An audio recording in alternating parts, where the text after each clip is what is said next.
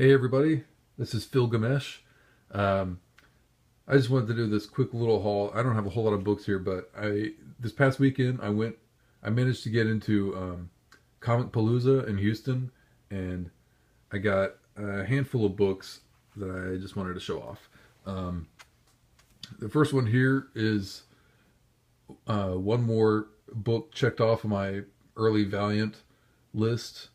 This is Magnus Robot Fighter number 8. I think the only ones I have left to get are Solar number 6 and Magnus, I think 15th or 18 or something like that. And that'll be it for that. The next one I got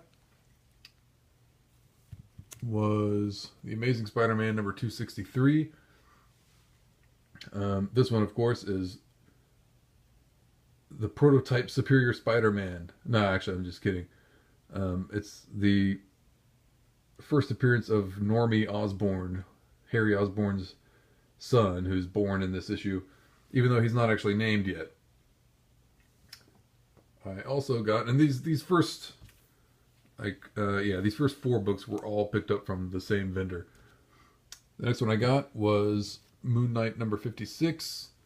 This is the second issue that Stephen Platt drew. I've been kind of looking for these, not like seeking them out, but if I come across them, I'll get them. And this is actually the first one I've come across, so it's the only one I've got. But I don't know. I mean, it's interesting. These were like super hot books back when they first came out, and then I don't know. They've been kind of stagnating ever since, but they're still kind of hard to find because this was the very end of that run of Moon Knight, and I don't think the print runs were very high on them. So pretty much whoever already has them kind of wants them, I guess. So they don't really, at least in my experience, I haven't seen them show up in stores. The last one I got from this vendor was Aquaman number 18. This is the marriage of Aquaman and Mira. So that's, it's a good issue to have, and it's in pretty decent shape too. There's like some dirt, or I don't know, some spotting or whatever around the corner. A little bit of spine stress, but overall, it's really not that bad. I'm not sure if there's any. I mean, it's been like handled across the top and along the side, but still, it's really pretty good. And of course, this is another Nick Cardy Aquaman issue. I would really love to get all those. Some of them, of course, are quite expensive, like the first appearances of Ocean Master and Black Manta and Mira herself. But still, this one, it was actually marked for $25, and actually all these books together, the total price for them as they were marked would have been $41, but the guy let me have them for $35, so that was pretty cool of him. Alright, next one on the list, Detective Comics number 400, the first appearance of the Man-Bat.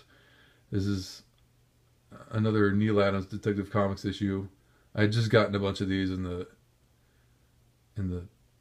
sale that my local comic store had, but they were all very minor Neal Adams issues of Detective. This one is one of the important ones. I got it for $75, and I'm not sure. I have some mild buyer's remorse, because I think for that to be a decent price for this book, it would have to be in about the 3.0 to 3.5 range. And I'm not convinced that this book is up to that level. It's got a whole lot of really bad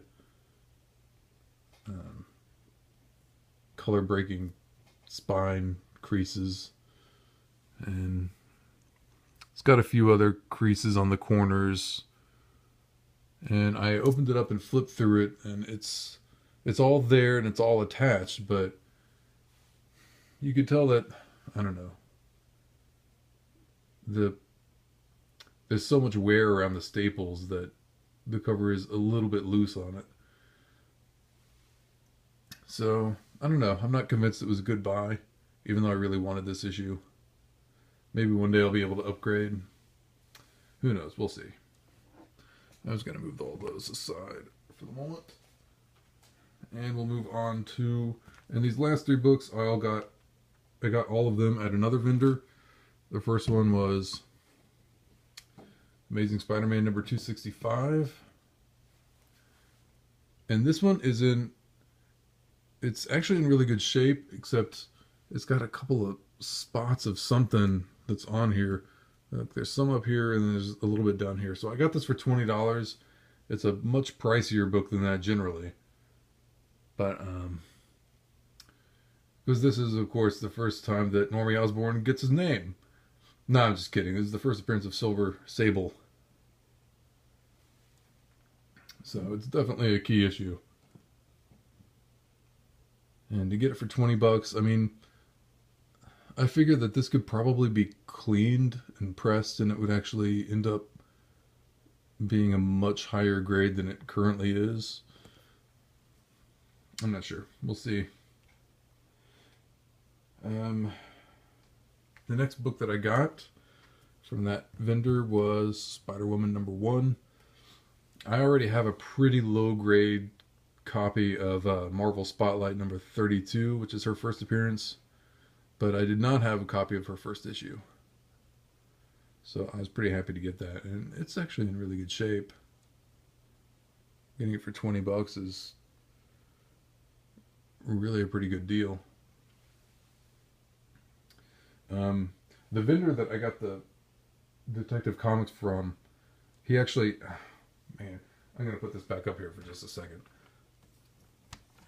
because I wanted to tell this story. He had a few other Neil Adams issues of Batman up on his wall. The first one he had Batman number 227, which is definitely one of my Grail books. It's probably my all-time favorite comic book cover, but I don't have a copy of it. If you don't know what it is, feel free to look it up. It's a really, really beautiful cover.